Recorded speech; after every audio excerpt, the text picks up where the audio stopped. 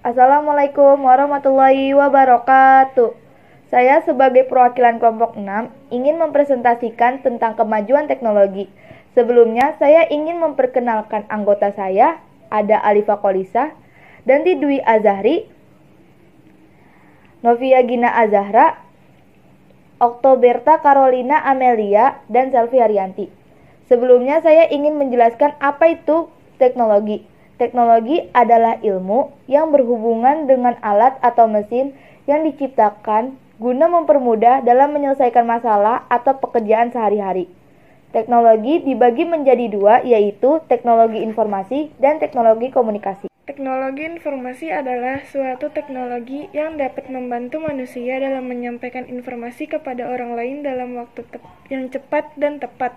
Contoh yang termasuk dalam teknologi informasi adalah televisi, radio, media online, dan lain sebagainya. Yang kedua, teknologi komunikasi. Teknologi komunikasi adalah suatu teknologi yang dapat membantu manusia dalam berkomunikasi satu sama lain dan saling mengirimkan informasi dengan menggunakan suatu perangkat khusus.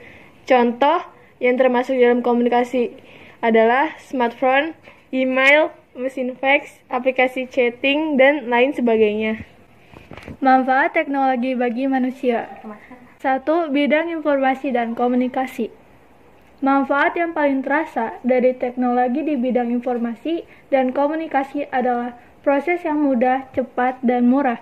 Bila dulu kita berkomunikasi jarak jauh dengan menggunakan surat, telepon rumah, dan telegram, sekarang kita dapat melakukannya dengan cepat melalui smartphone, aplikasi chatting, dan email.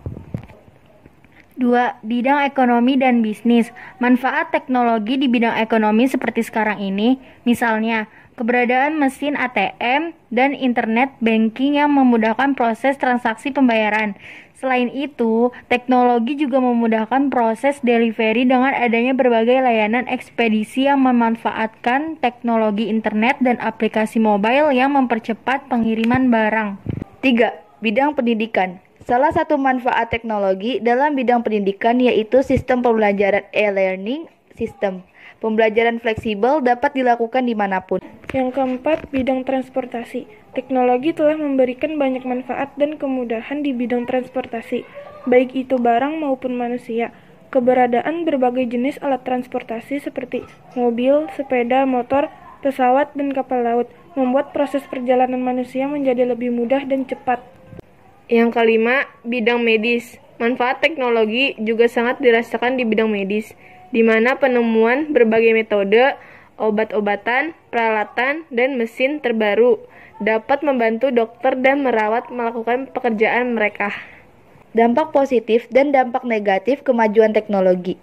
Dampak positifnya ada kemajuan teknologi komunikasi yang cepat dapat mempermudah komunikasi antara manusia dari suatu tempat ke tempat yang lain. 2.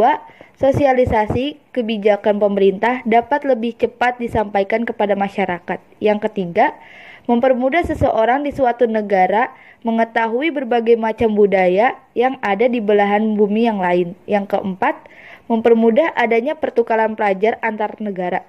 Yang kelima, mempermudah pendistribusian karya-karya anak bangsa seperti musik, film, fashion, maupun furnitur ke negara-negara tetangga maupun negara-negara berbeda benua yang mana akan memperkuat identitas negara serta membuat negara semakin dikenal oleh dunia. Dampak negatifnya. 1. Perubahan dalam komunikasi. Orang-orang cenderung memilih berkomunikasi melalui ponsel ketimbang datang langsung untuk bertemu secara tatap muka. Yang kedua, penjajahan budaya secara tidak langsung. Budaya lokal akan terjajah oleh budaya asing. Yang ketiga, terciptanya antisosial.